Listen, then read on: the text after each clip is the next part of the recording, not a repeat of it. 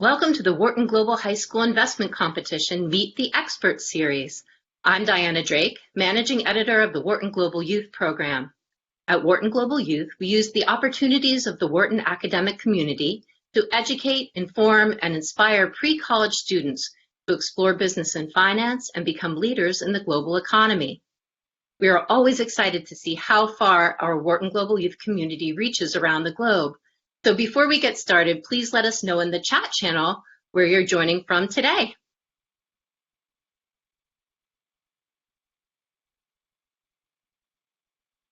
Great. Good to see everyone from India, China, and all around the world, of course, the US. So a little bit about our Meet the Experts. Meet the Experts is a series of video conversations featuring Wharton finance and business experts. While these interviews, created specifically for the investment competition, are not designed to give students teams a competitive edge, they are a great way to learn from today's professionals about emerging and thought-provoking finance themes like gender lens investing, fintech, global markets, and more. We've observed in recent years that our competitors are very passionate about making a positive difference in the world and creating social change.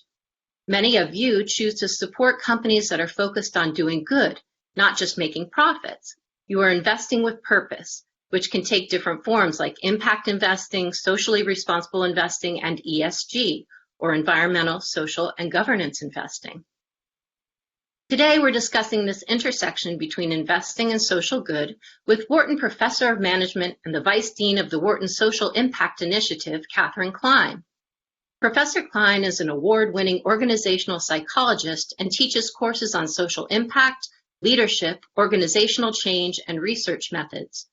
She received her BA in psychology from Yale University and her PhD in community psychology from the University of Texas at Austin.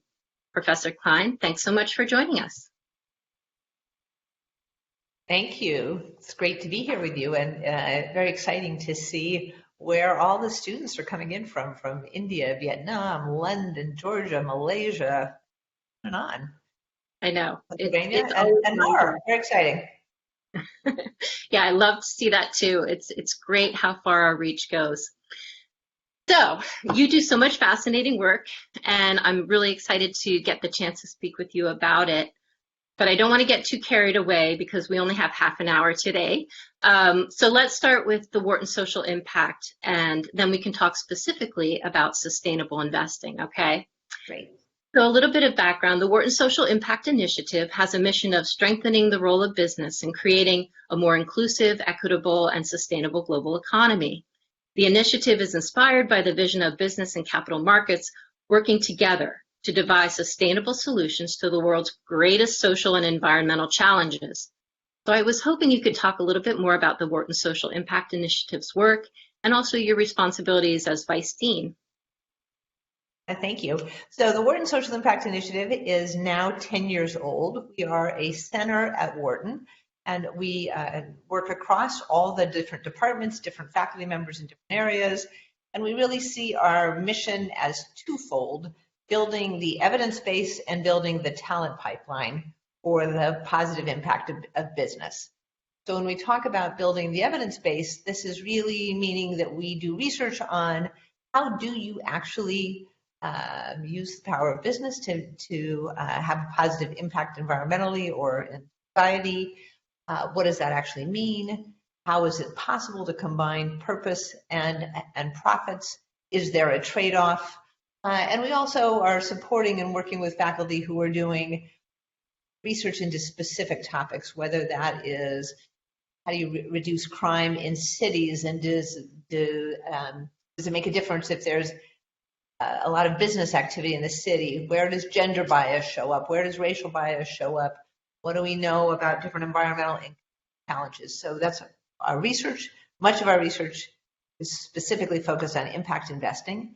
The talent pipeline piece of our work is running programs, some similar to this, where we are engaging different students, many of them at Wharton, many across the whole University of Pennsylvania, and many in schools around the world to learn more specific. Most of our programs focus on impact investing, which is really investing to achieve a positive social and or environmental return and financial returns as well. So we run a lot of programs where students can get their hands dirty learning about how do you do this.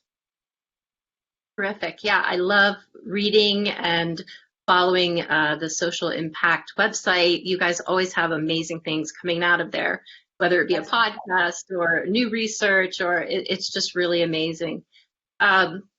So as you know, students in today's audience are all competing in our Wharton Global High School investment competition. And as I mentioned in the beginning, in recent years, they've really become increasingly fascinated by ESG and impact investing, which you were just talking about, socially responsible investing, kind of all of it. And they bake these concepts into their unique investment strategies, and honestly, sometimes without fully understanding their meaning. And I too am guilty of that. I mean, especially something like ESG, it gets a little more complicated, right? It's not as easy as just like, oh, I want to invest in that really good company. Right. So I was hoping you could help us today by kind of providing a top level definition for these concepts and maybe talking a little bit about how they're different from each other. Got it. I will do that. But, before I jump into that, let me just say that we would love students to subscribe to our newsletter. So the Wharton's, if you Google the Wharton Social Impact Initiative and you look at the top, it says subscribe. Join us on our newsletter. Get our newsletter once a month. You'll also get links to our podcast called Dollars and Change, where we have conversations like this with fascinating experts working on this intersection of business and impact. So to your question, the answer is there are not clear-cut, widely accepted definitions. These different definitions, socially responsible investing, impact investing, ESG investing, they blur. And I can give you, and I will give you a definition of these things, but I will tell you that you could talk to 10 other experts and get different answers. And that is just really part of the current confusion and why it's important to dig deeper when you really are exploring investments to say, what are they actually? Maybe underscoring some of the confusion here, I have recently seen statistics suggesting that more than a third of assets under management in the United States are invested sustainably, are sustainable investments. If more than a third of investments into publicly traded companies and privately held companies are sustainable investing doesn't really mean right. So I think that is part of the challenge. The standards are not very clear and they're not that tight. People historically have used the term socially responsible investing to mean, and this is sort of where the field probably started, and I'm going to say this is at least 30 years ago, probably earlier, and people saying, I don't want to invest in companies that make alcohol. I don't want to invest in companies that make cigarettes. I don't want to invest in companies that make guns. Maybe I don't want to invest in companies that make industrial military weapon systems. So I'm going to screen things out. That's where socially responsible investing started. That's where how people first thought about SRI.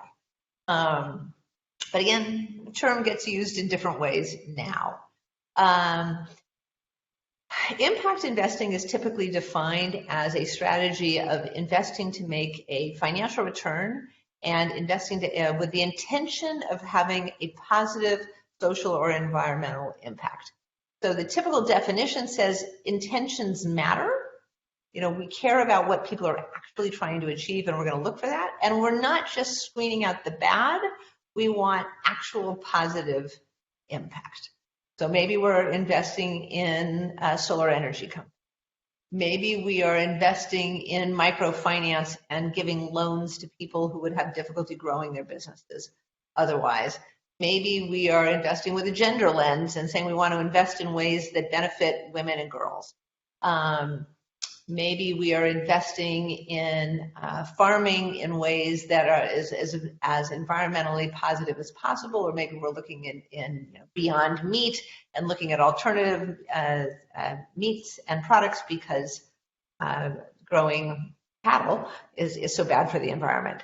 So that's impact investing. When I think impact investing, I usually am thinking about privately held companies, private markets, so venture capital, private equity, in part because these companies can be more mission driven, can be more mission focused.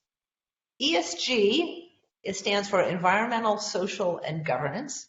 And the ESG investing means that when we make investment decisions, we're going to take into consideration how companies are rated on ESG performance. So, are they environmentally damaging? Is there any indication that they're trying to do something positive environmentally? You know, where are they on carbon neutrality? But also, what might be their history of oil spills? How much plastic is involved in their products? What does their supply chain look like in terms of pollution and so on? Those are environmental standards. Governance typically has to do with how the board is structured. It may have to do with executive pay. And is the notion sort of, is this company held accountable and overseen in a positive way that's going to ensure their positive performance? Societal and the social, very ambiguous about how this is often measured. It may be, do you have women on the board? Do you have people on the board who are not white men? So do you have more diversity, gender, racial, ethnic diversity on the board? Do you contribute to philanthropies in your community? What is the gender pay difference in your company? So ESG investing is now very big. Many people, there are many rating systems that try to evaluate typically publicly traded companies on this and say, you know, we want to invest in companies that score more positively on ESG. The last thing I'm going to say about one of the things that's really hard about ESG is it's really evaluating, you know, apples, oranges, and I don't know, kitchen tables. You know, in the sense of you could be really good on environment and not very good on social and governance. You could be good on two of them. You could be good at, I mean, it's sort of like saying, I want to evaluate people on, you know, I don't know, how beautiful they are, how athletic they are, and how smart they are. Don't always go together. And so when you take an average, well, are you getting a beautiful person or are you getting a really smart person? You take an average of ESG, what exactly does it mean? It's interesting. Yeah, I want to talk a little bit more about ESG, but before I do, I want to remind our audience today that we will be taking questions from all of you very soon.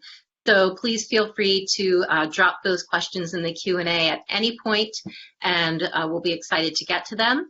They really can, I think, be about anything at the intersection of social impact and business. Of course, investing is our theme today, but Katherine Klein is an expert across the board in social impact. So it would be great to hear all your questions. So one thing I wanted to ask you about is you spoke to our Wharton Summer High School group a couple years ago, and you said that ESG is a good way to evaluate risk. So we talk a lot about risk in our competition, and I was hoping you could expand on that and exactly what you meant by that in terms of evaluating risk. Yeah, interesting. I don't know if I don't remember saying that, but the notion when we look at ESG, I want to say two things about that. Let me back up a little bit. One of the challenges around the world is that different countries have different disclosure standards about what companies must disclose about their practices. And, you know, companies don't disclose, and in the US particularly, the country I know best, we don't have very strong disclosure standards where companies are sharing information about, for example, it's very hard in the United States to get information about the gender pay gap.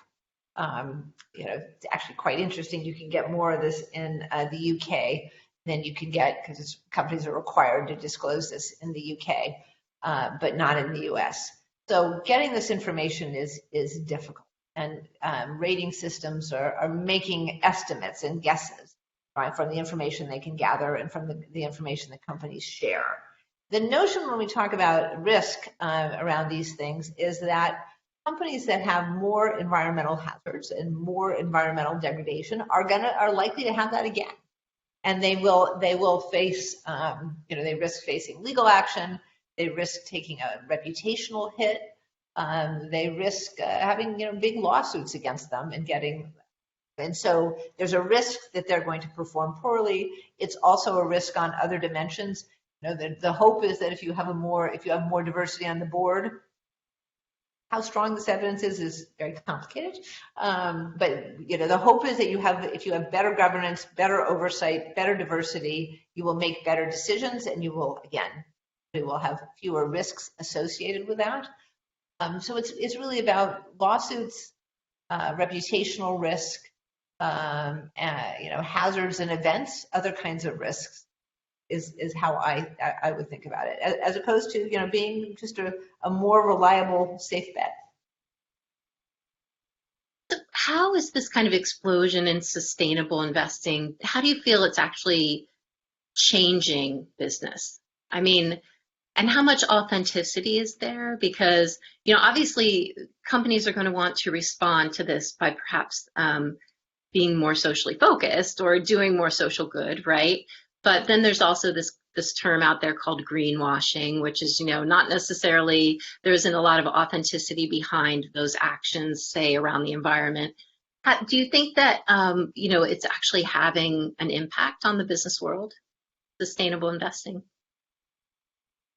I think it's a great question. And I think the answer is, I think my best answer, even in listening to you, it's like, yes, well, no. Well, maybe. I mean, really, I literally went through all of that in my head. And maybe it's useful to say all of those. Explain why the yes, explain the no, and then you're like, oh. So the yes is, yes, it is making a difference. And this is part of the rhetoric. This is part of the emerging standard for businesses. Businesses know they need to care about this. They know they need to demonstrate how they have a positive impact. They know that this makes a difference for their hiring. They know, that who you can recruit and who you can work makes a difference. People, younger people particularly say they really want to work for purpose-driven companies. Seems to be true. Seems to help you attract a better workforce. And that there are reputational hits for not having the diversity not being representative, for example. So there is more pressure on companies to demonstrate that they are good citizens of their communities, good citizens for their customers than ever before. And so, yes, it is making a difference. It's pushing companies in that direction. The no is, well, wow, there's a lot of window dressing. And there are real limits on what, are there many companies that are implementing policies that are going to actually solve homelessness in the United States? No. Are there many companies that are really doing everything they can to hire returning citizens, people who are coming out of prison and want to get their lives back on track and find it really hard to find a job? Are there many companies doing that so that that's no longer a problem? No. So that's the no. And our companies, our companies that are heralded for their incredible work, sometimes do you look behind the surface and go, incredible work, it's not that incredible. Like, that's a problem. So that's the no. And then, the middle is, well, we're getting there. It's a little bit more, it's changing. So how much is this changing? That's why you're getting all parts of that. I wish I could give a more definitive answer, and particularly a more definitive positive answer. I think change is slow, and I think it's important to think seriously about what kind of impact can companies actually achieve. There are not so many companies that are changing the world and undoing societal challenges or environmental challenges by themselves. They're balancing a lot of competing demands. So maybe one way to come at this would be to ask you, do you have an example of a company that you like to talk about that kind of illustrates all these various things that they're doing well? Yeah, I'm trying to think of a few different examples. On Dollars and Change, I get to interview CEOs. And so in recent months, I have interviewed the CEOs of Warby Parker and of Cotopaxi. And these are actually both companies that were founded by Wharton alumni. Both of these companies take their mission very seriously.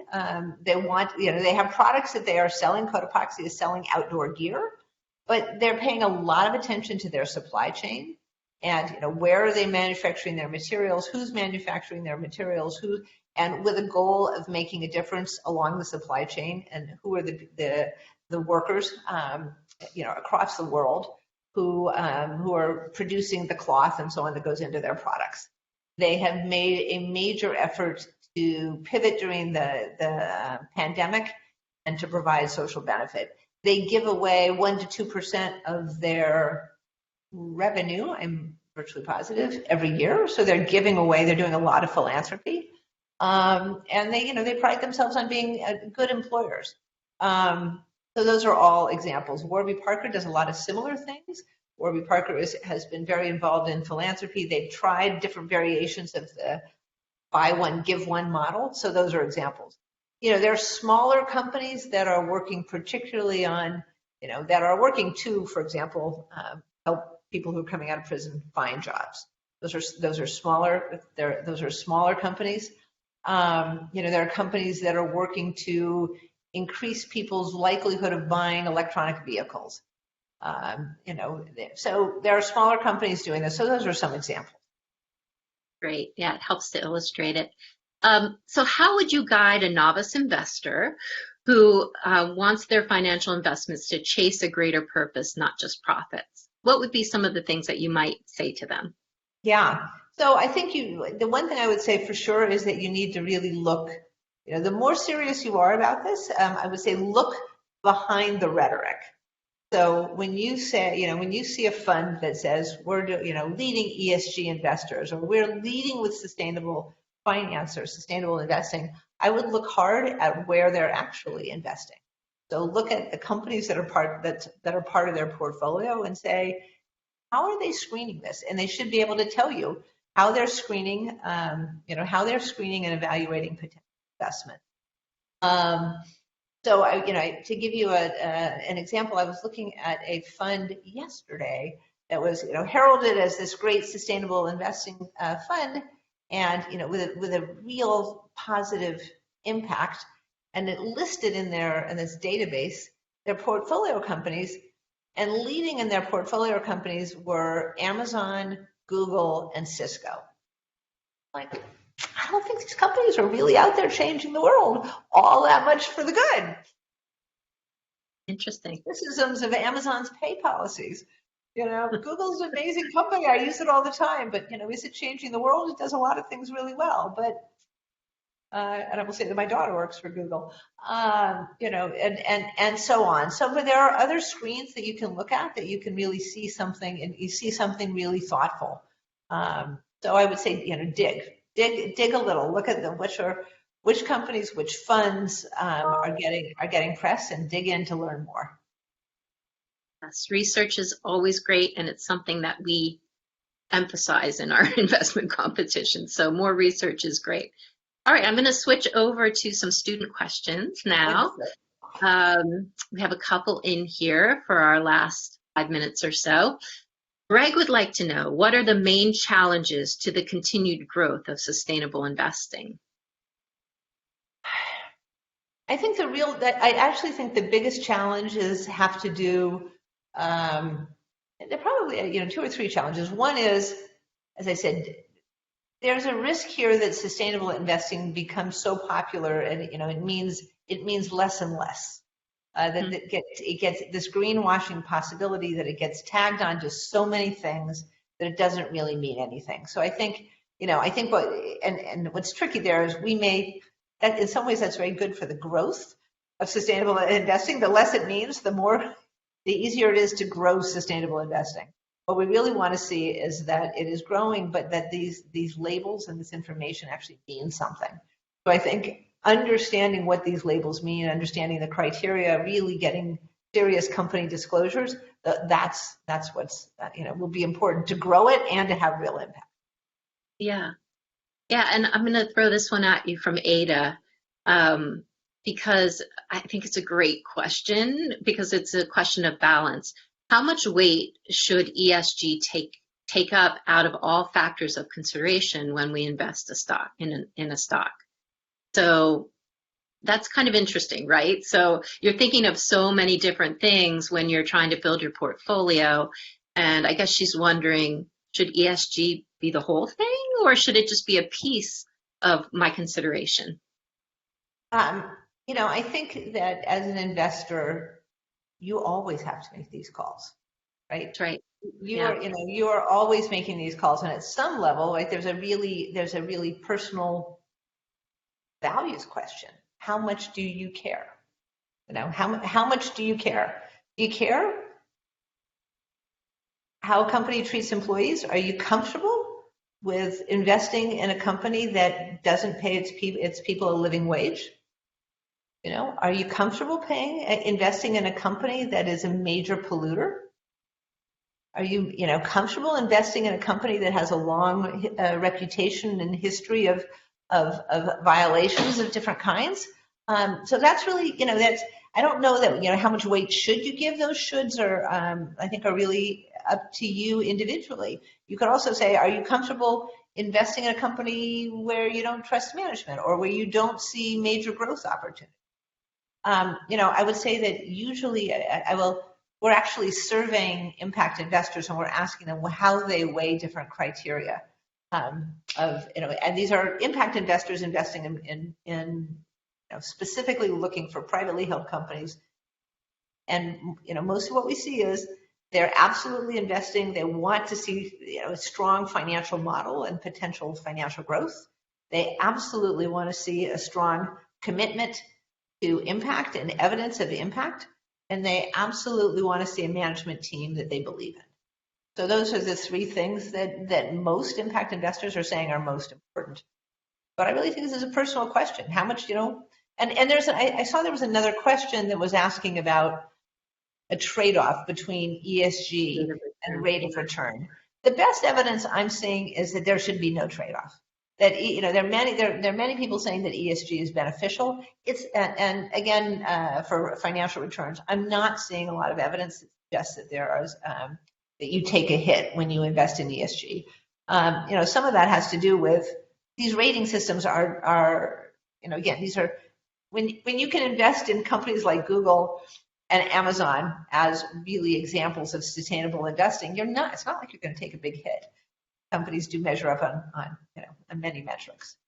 So I guess I would really say to Lily and others, do not assume, that there's necessarily a trade-off. Yeah, and and I think think you need to go looking at the latest research when I say all this. I hope you will too. yeah, I mean that's a really important point I think to make because ESG is still emerging. I mean, it's very much in its early stages, would you not agree? And there's kind of so much research and measurement and analysis that's coming out around it on a daily basis. So it's not just like something that's established. I feel as though our students would benefit from knowing that they can really follow the progress of ESG. I think, yes, I think that's exactly right. I think the other thing is it's useful to look for any of these things. It's useful also to do just for you to be thinking about, well, like, how would this make a difference? What do you think companies are doing that, when you assume that there's a trade-off, well, what does that actually look like? And are ESG metrics actually doing this? Right. Well, I like this question from Jack. Could an increasingly polarized political climate that contains a clear difference in environmental and social values in the U.S. threaten the future growth of sustainable investing? Well, it's logically, when you phrase the question, I would say, yeah, that could happen. Except it sure isn't happening. First of all, it's hard to know, right? It's hard to know what's a counterfactual. So how much would it be growing were there not a polarized political climate? But I will tell you, what we are seeing from a huge swath of the investment industry is they're on board with this. So, I think what we're seeing is a lot of businesses on board. If you look at the kinds of statements that are coming out of BlackRock, that come out by the Business Roundtable, there are leading business leaders in finance and other sectors of business saying we are on board. So sure, yeah, Jack, your question makes good sense to me. You'd kind of think that this could be a challenge for sustainable investing, but it sure doesn't seem right now. It seems that people are really getting on board for this. Good. That's a positive note to end on. So, Yes. Katherine Klein, thank you so much for joining us on Meet the Experts today. And we appreciate all the great questions from our audience as well. Absolutely. Great questions. We will be publishing the recording from today's interview on the investment competition website. And so everybody knows our next Meet the Experts session is next Tuesday, October 26th, from 4 to 4:30 p.m. Eastern Time with Wharton Professor of Finance Michael Roberts. Professor Roberts will be discussing how all these great skills you're learning in the investment competition might also help you manage and build your personal wealth. So I hope you enjoyed today's discussion. On behalf of our investment competition team, thank you all for joining us today. Keep up the great work on wins and in your teams, and we hope you can all join us again soon. Thank you.